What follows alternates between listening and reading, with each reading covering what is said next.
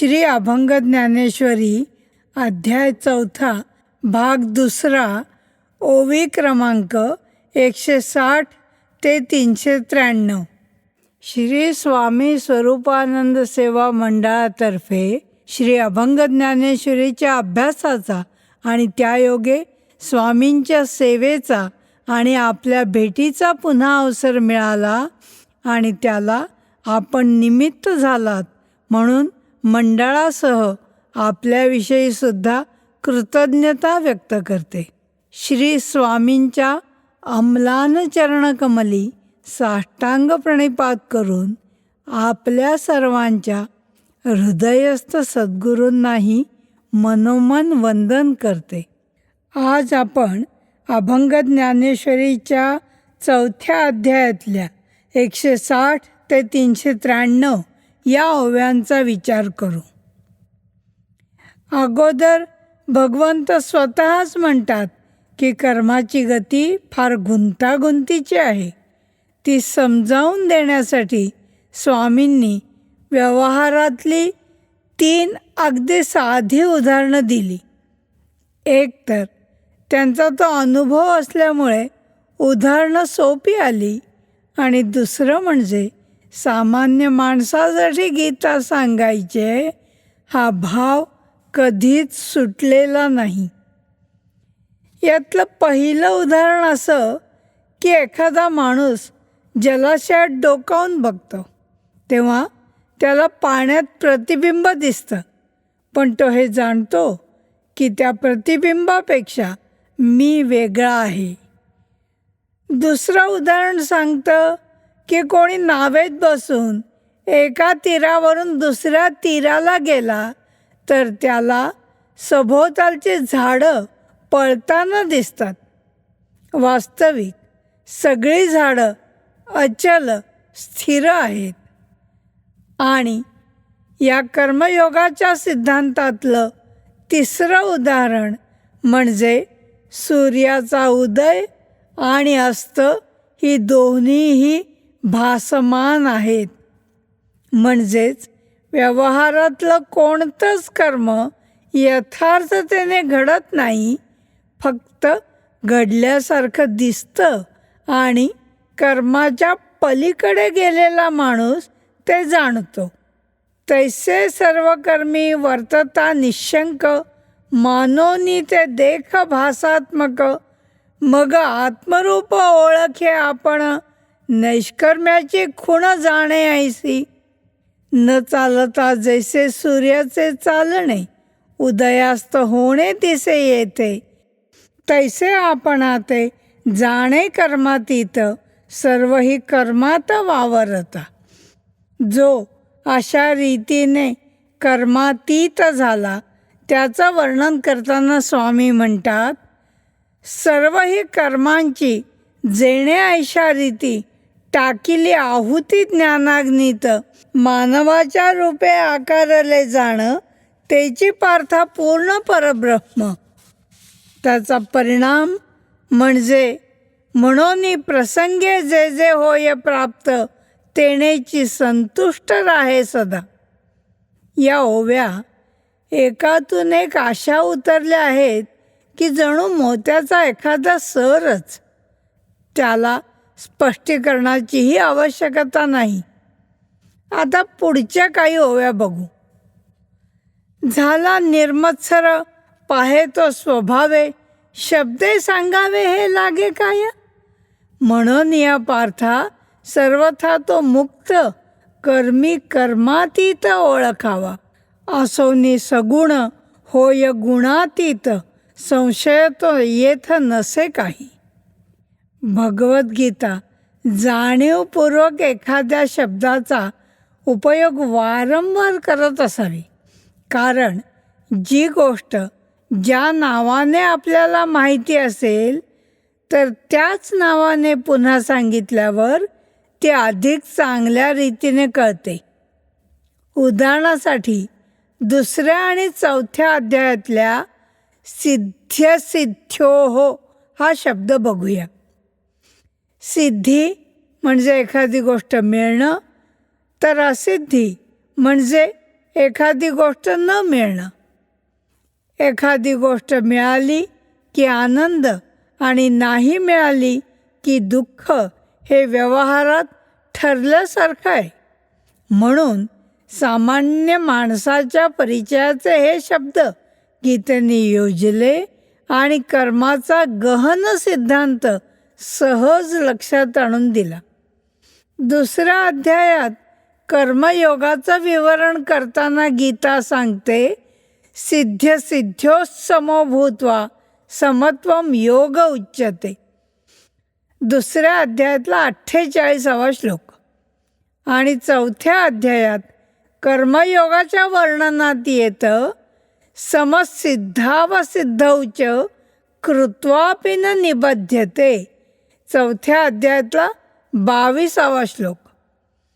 एकूणच कर्मयोग्याला सिद्धी आणि असिद्धी दोन्हीसारखंच हे सुचवताना स्वामी म्हणतात, देहधारी तरी दिसे तो निर्गुण, चैतन्यासमान धनंजया. ब्रह्मस्वरूपाचा लावण्या कस पाहता तयास भला चोख. पूर्वीच्या काळी कर्म म्हणजे यज्ञयागादी कर्म असं गृहीत धरलं जात असे. म्हणून कर्मातीताच्या विवेचनाचा उपसंहार करताना स्वामींनी म्हटलं, यज्ञी मी याज्ञिक, हवन हे एक, भोगता तो आणिक दुजा कोणी. ऐसा बुद्धी लागी नाही भेदभाव, हवीर मंत्र सर्व तोच झाला. ऐसे जे जे सर्व यज्ञ अनुष्ठान, पाहे तो संपूर्ण ब्रह्मरूप. तयाचे ते कर्म ब्रह्मरूप होता, करोनी अकर्ता सर्वथा तो. तत्वज्ञानपर ग्रंथांमध्ये कर्मकांडाचा विचार येत नाही. असं असून सुद्धा भगवद्गीतेने मात्र या चौथ्या अध्यायात 25व्या श्लोकापासून 32व्या श्लोकापर्यंत नाना प्रकारचे यज्ञ सांगितले. भगवद्गीतेचं वेगळेपण असं की यामध्ये आलेले यज्ञ प्रतिकात्मक आहेत. त्यामुळे प्रत्यक्ष यज्ञ कर्म केल्याचा लेप त्या यजमानाला लागत नसे आणि तो कर्मातीत राहत असे. त्या काळच्या समाजाला यज्ञ संकल्पना जवळची होती.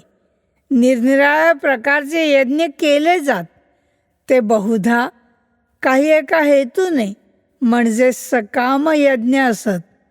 शास्त्रामध्ये सहसा वापरला जाणारा, माहिती असेल तिथून माहिती नसेल त्या ठिकाणी, म्हणजे ज्ञाताकडून अज्ञाताकडे जाण्याचा मार्ग स्वीकारला जातो.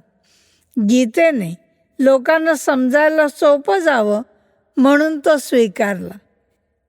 20वं शतक हा स्वामींचा कार्यकाल. त्या काळी निरनिराळे यज्ञ, अग्निहोत्र इत्यादी गोष्टी लोकांच्या परिचयाच्या होत्या. स्वामी त्रिकालदर्शी. त्यामुळे पुढे येणाऱ्या समाजाला यज्ञयागादी माहीत नसेल हे जाणून त्यांनी या 8 श्लोकांच्या ओव्यांच्या विवरणात ते सर्व सांगितलं.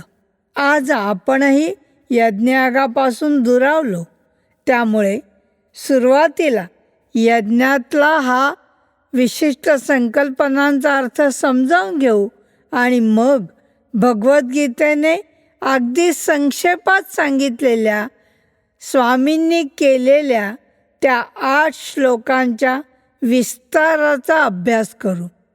सर्वसाधारणपणे कोणत्याही यज्ञात यज्ञ करणारा तो यजमान आणि त्याची पत्नी ती यजमान पत्नी हे दोघे आवश्यक असत.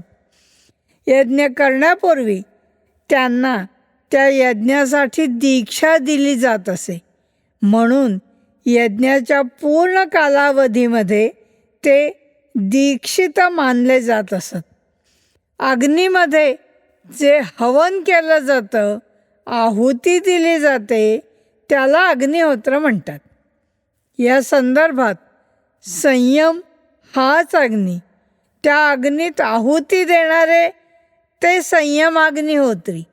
ते मूळ, जालंधर आणि उड्डीयान या 3 बंधांनी युक्त असत. या 3 बंधांचा विचार 6व्या अध्यायात पुन्हा आलाय, तेव्हा थोडा अधिक विचार तिथे करू. अगदी प्राचीन काळी 2 दगड एकमेकांवर घासून अग्नी निर्माण केला जात असे. आजही यज्ञामध्ये अग्नी निर्माण करताना लाकडावर लाकूड घासून घर्षणानेच अग्नी निर्माण केला जातो आणि मग तो कापसावर घेऊन यज्ञकुंडामध्ये ठेवला जातो. या अग्नी निर्माण करणाऱ्या लाकडांना अरणी असं म्हटलं जातं. मंथा म्हणजे मंथन करण्याची, घुसळण्याची रवी. घृत म्हणजे तूप, हे आपल्या माहितीच आहे. यज्ञामध्ये ज्या पळ्यांनी ते तूप ओतलं जातं त्या पळ्यांना स्रुवा म्हणतात. ज्यावेळी यज्ञ पूर्ण होतो तेव्हा यज्ञासाठी उपयोगात आणलेली सगळी सामग्री यज्ञकुंडात टाकली जाते. तिला पूर्णाहुती असं म्हणतात. कोणताही यज्ञ संपन्न झाला की त्या यजमानाला किंवा दीक्षिताला जे स्नान करावं लागतं त्याला अवभृत स्नान असं म्हणतात.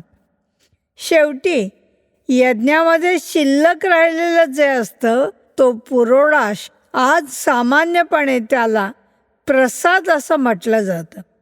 आता स्वामींनी केलेलं विवेचन बघू. या यज्ञांचं गणितीय पद्धतीने काढण्यासारखं एक सूत्र म्हणजेच लघुत्तम साधारण विभाजक म्हणजे ल-सा-वि बघितला तर स्वामींचं सगळं विवेचन लक्षात यायला मदत होईल. मनासह अविद्येचा नाश करून सर्व इंद्रियांचं संयमाग्नीमध्ये हवन करायचं आणि गुरुवाक्य असलेल्या सोहमचा अनुभव घ्यायचा. हा त्या सगळ्यांचा ल-सा-वि आहे असं म्हणता येईल. प्रत्येक यज्ञाचं सविस्तर वर्णन स्वामींनी केलंय. आपण मात्र त्यातल्या मुख्य ओव्यांचा अभ्यास करून पुढे जाऊ. सोयीसाठी 4थ्या अध्यायातल्या 25 ते 32 यापैकी प्रत्येक श्लोकाच्या काही ओव्या विचारासाठी घेऊ. वरवर बघता यज्ञाचं आवरण पांघरलेल्या या 4थ्या अध्यायातल्या 25 ते 32 या श्लोकांवरच्या सगळ्या ओव्या आपण मुळातून वाचाव्यात अशी विनंती आहे. हे 8ही श्लोक त्यांच्या ओव्यांमुळे आपल्याला एका वेगळ्याच वातावरणात घेऊन जातात. योगी लोक दैवयज्ञाची उपासना करतात असं भगवद्गीता सांगते. त्या श्लोकाच्या विवेचनाची सुरुवात श्री स्वामींनी अशी केली की विवेकरूपी तारुण्य प्राप्त झालेले यजमान आणि विरक्तिरूप पत्नी यांच्यासह जीवब्रह्म ऐक्याच्या योगाग्नीची उपासना करतात. आत्मज्ञान, ब्रह्मज्ञान मिळवायचं असेल तर तरुण असणं ही पहिली अट भारतातल्या परंपरेत मानली गेली. त्याचं कारण अगदी सरळ आहे की तरुणपणामध्ये इंद्रियांच्या शक्ती आणि बौद्धिक शक्ती दोन्हीही पूर्ण क्षमतेने कार्यरत असतात. तैत्तिरीय उपनिषदात ब्रह्माच्या आनंदाच्या चर्चेत हा आनंद मिळवण्यासाठी कोण उचित आहे हे सांगताना साधू, युवा आणि अध्यायक, सज्जन, तरुण आणि अध्ययनशील अशा 3 अटी सांगितल्या. स्वामींनी योजलेला विवेक तारुण्य हा शब्द त्याचा अनुवाद वाटतो. पहिल्या 3 ओव्यांमधून स्वामींनी जणू या 8 श्लोकांचं ईप्सित सुचवलं आणि त्याबरोबर ते मिळवण्याची युक्तीही सांगितली. विवेक तारुण्य ज्यासी प्राप्त झाले, ज्यांनी लग्न केले विरक्तीशी, मग जीव ब्रह्म ऐक्य योगाग्नीची उपासना साची आरंभली. रात्रंदिन यज्ञकर्मी जे निमग्न, सोहम हंस खूण गुरुवाक्य. त्याची हुताशनी मनासह ज्यांनी आहुती देवोनी अविद्येची. नेहमीच्या अग्नीमध्ये व्यवहारातल्या गोष्टींची आहुती द्यावी लागते. हा प्रतिकात्मक संयमरूप अग्नी असल्यामुळे या संयम अग्नीत इंद्रियांची आहुती दिली. इंद्रियांना गुंतवणारे ते विषय, त्यामुळे इंद्रिय अग्नीत सरपण म्हणून विषयांचा उपयोग केला. पेटलेल्या इंद्रियाग्नीमध्ये मग विषयांच्या आहुती पडल्या. आपल्याला समजण्यासाठी सोप्या भाषेत प्राण म्हणजे श्वास. कोणतंही कर्म करण्यासाठी त्याची आवश्यकता असते, म्हणून काही जण प्राणकर्म तर काही जण इंद्रिय कर्म यांची आहुती ज्ञानाने प्रज्वलित झालेल्या स्वतःच्या संयमाच्या योगाग्नीत देतात. एखादी गोष्ट अग्नीत टाकणं म्हणजे आहुती. ती गोष्ट अग्निरूपच होऊन जाते. तिचं वेगळं अस्तित्व राहत नाही. त्याप्रमाणे इथे प्राणांची किंवा इंद्रियांची संयमरूप योगाच्या अग्नीमध्ये आहुती द्यायची म्हणजे त्यांचा पूर्ण संयम करायचा. इंद्रिय प्राणावर अवलंबून असतात. उदाहरणार्थ, राग आला की श्वासाची गती बदलते. मुखातून अयोग्य शब्द उच्चारले जातात आणि काही वेळा इंद्रियांनी प्रत्यक्ष कृतीही केली जाते. याच्या नेमकी उलट कृती या ठिकाणी स्वामींनी वर्णन केली. हृदयाची आरणी करायची. हृदयात प्रकट होणारे भाव हेच जणू अरणी. या अर्थाने स्वामींनी हृदयाला अरणी म्हटलं. विवेक हा मंथा. हृदयात प्रकट झालेल्या भावनांना विवेकाच्या घुसळण्याने गुरुवाक्यात घुसळलं. कोरडं सरपण जसं ताबडतोब पेटतं, त्याप्रमाणे यमनियमांनी निर्दोष झालेलं मन हेच कोरडं सरपण म्हणजे सुक जळण. ते घातल्याने तो ज्ञानाग्नी धडाडून पेटला. त्याबरोबर यज्ञाची दीक्षा घेतलेल्या दीक्षितांनी त्यात वासनांच्या अहंता आणि ममतेचं तूप ओतलं. त्यामुळे तो अग्नी आणखी प्रदीप्त झाला. या प्रतिकात्मक यज्ञात प्राण आणि इंद्रिय कर्म म्हणजे सुरुवा त्यांची आहुती देऊन दीक्षितांनी पूर्णाहुतीने यज्ञ संपन्न केला. या ठिकाणी प्रत्यक्ष स्नानविधी नाही, तर आत्मबोधरूप अवभृत स्नान तो यजमान करतो. शेवटी यज्ञाचं फळ म्हणून आत्मरूप सुखाचा पुरोडाश यजमानाला प्राप्त होतो. या रीतीचं काव्यात्म वर्णन स्वामींनी केलंय. संयमाग्निहोत्री आणिक ते एक मूळबंधाधिक त्रिबंधांनी संयमाग्नी माझी करीती हवन सर्व ही पावन इंद्रियांचे. वैराग्याचा सूर्य उगवता कोणी कुंडे ती रचोनी संयमांची, तेथे इंद्रियाग्नी करिता प्रकट ज्वाळा निघे नीट विरक्तीची. तोची विकारांचे पेटले सरपण पाची कुंडातून इंद्रियांच्या, ऐशापरी कोणी अंतरीचे दोष क्षाळिले निशेष गुडाकेशा. ऐक्यबोधरूपी अवभृत स्नान तेथे घडे जाण सहजची. संयमाग्नी माझी इंद्रिय कर्माचे हवन ते साचे होता मग. आत्मसुखरूपी उरे हुतशेष तोची पुरोडाश भक्षिती ते. कोणी आयशारीती करोनी यजन पावले निर्वाण त्रिभुवनी. 4थ्या अध्यायातल्या 25 ते 28 या श्लोकांमध्ये आलेल्या निरनिराळ्या यज्ञांचा असा एकत्रित उल्लेख गीतेत शिवाय इतरत्र कुठेही नाही, पण गीतेतही इतरत्र कुठेही आढळत नाही. यातल्या 28व्या श्लोकाच्या विवरणात द्रव्ययज्ञ, तपोयज्ञ, योगयज्ञ, वाग्यज्ञ, ज्ञानयज्ञ इत्यादी यज्ञांची नावं आपल्याला आढळतात. यावरून आपल्याला आठवेल तो माऊलींनी 18व्या अध्यायात केलेला वाग्यज्ञ शब्दाचा उल्लेख. सकळ हे यज्ञ अत्यंत कठीण, याचे अनुष्ठान दुर्घटकी. परी जितेंद्रिय आले जे संसारी, तेचे अधिकारी जाण येते.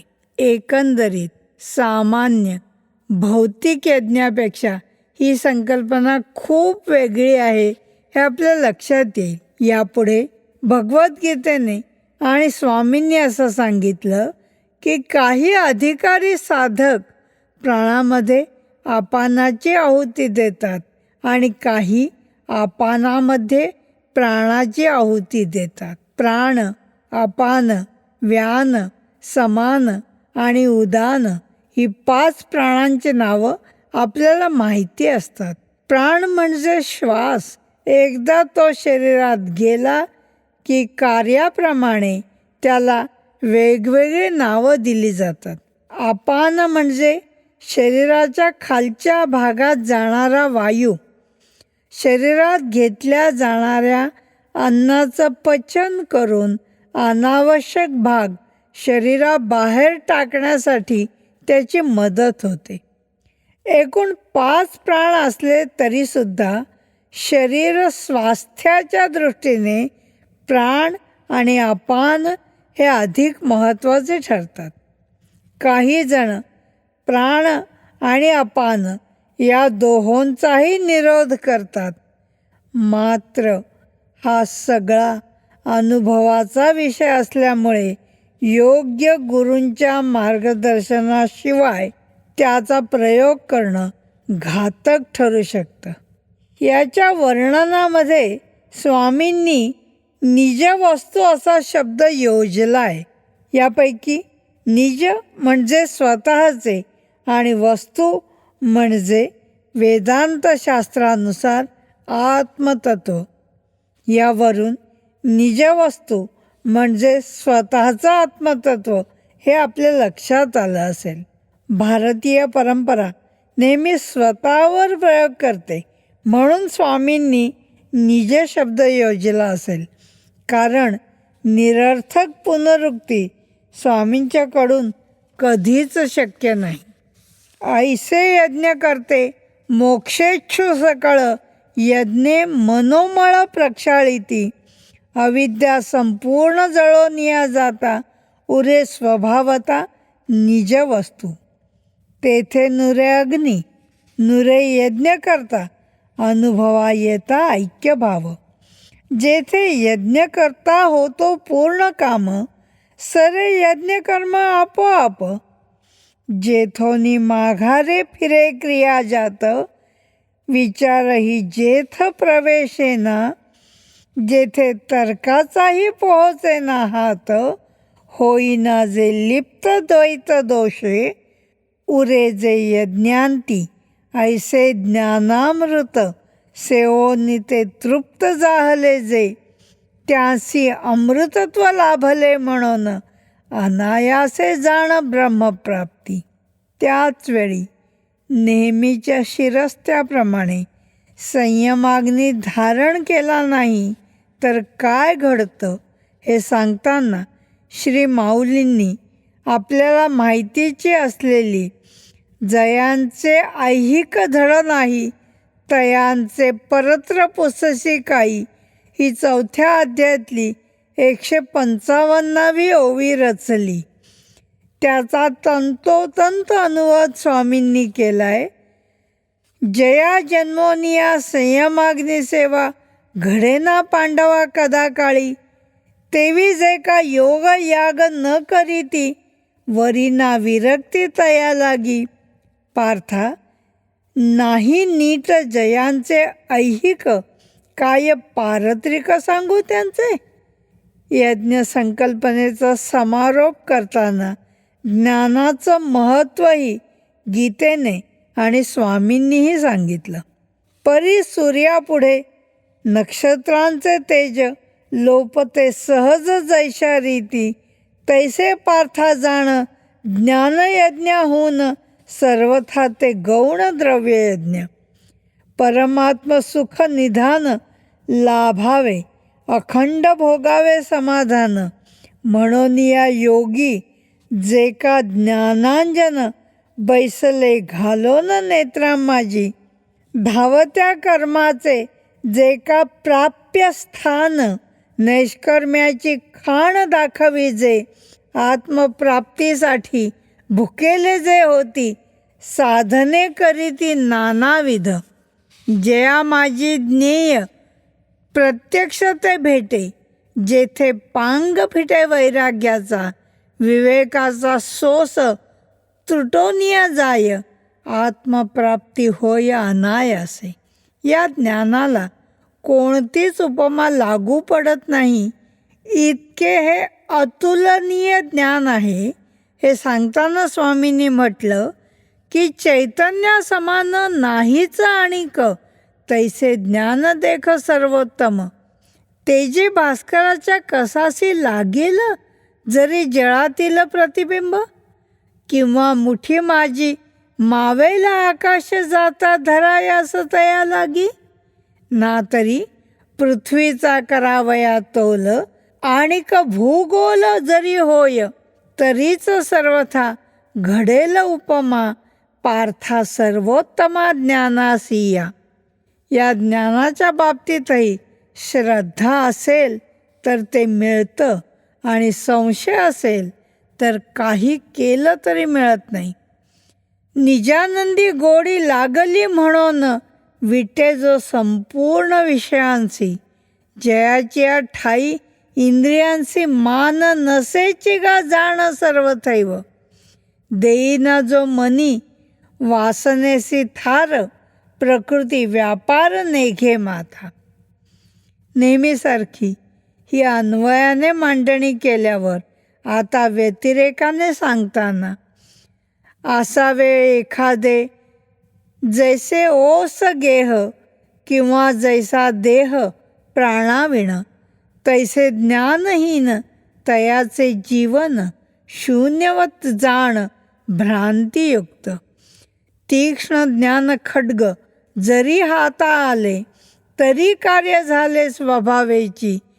तीव्र ज्ञान खड्गे तेणे हा संपूर्ण नष्ट होतो जाण धनंजया. अपूर्व तो शांत रस प्रकटेल जेथे, ऐसे बोल मराठी हे. ऐका सावधान महार्णवाहून होती जे गहन अर्थपूर्ण. आधीच साखर आवडे बहुत, तीच औषधात जरी जोडे, तरी सेवू नये का ते वारंवार, सर्वथा साचार आवडीने. देखा मलयाद्री वरोनी वाहत, मंद सुगंधित येता वायू, जोडला तयासी अमृताचा स्वाद, आणि मधुनाद दैवयोगे. आतापर्यंत 3 अध्याय आपण पूर्ण केले.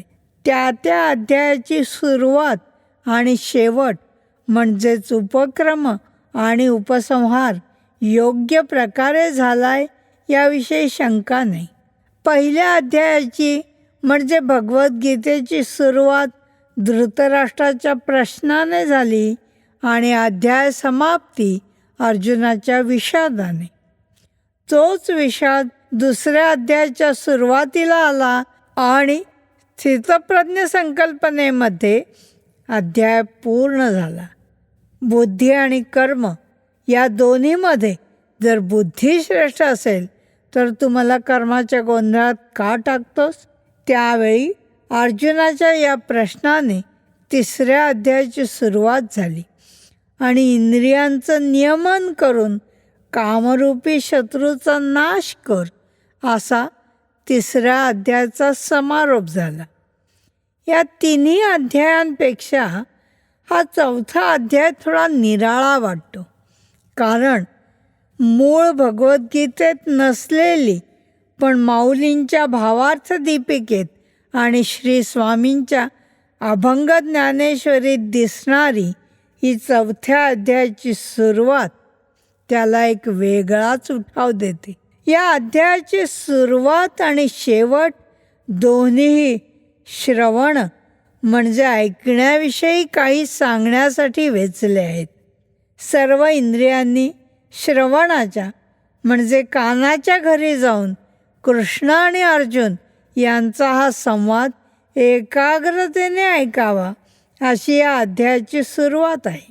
हे श्रवण सर्वांगाला स्पर्शाने शांतवील, जिभेला शब्द उच्चारण्याच्या आस्वादाचं सुख देईल, कानांना तृप्त करील. अशा प्रकारे केवळ श्रवण निर्वाण प्राप्त करून देईल अशा रीतीने हा अध्याय पूर्णत्वाला गेला आहे. आणखी थोडा बारकाईने विचार केला तर लक्षात येईल की नवविधा भक्तीमध्ये सुद्धा श्रवण ही पहिली भक्ती मानली आहे.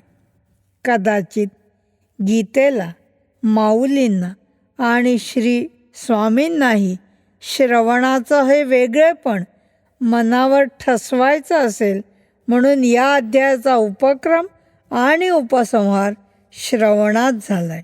तरी सर्वांगाते स्पर्शे शांतवील, स्वादे तोषवील जिव्हे लागी, नादे कर्णेंद्रिया कडोनी साचार, सुखे धन्योद्गार काढवील. तैसे गीतार्थाचे घडता श्रवण, तृप्ती परिपूर्ण काना लागी, आणि अनायासे संसाराचे दुःख लोपेल निशंक आमोलाग्र. येथे अनायासे लाभते निर्वाण, घडता श्रवण एकलेची. श्रवणाचं विलक्षणत्व सांगणाऱ्या या स्वामींच्या ओव्यांमध्येच काही काळ विसावा घेऊ.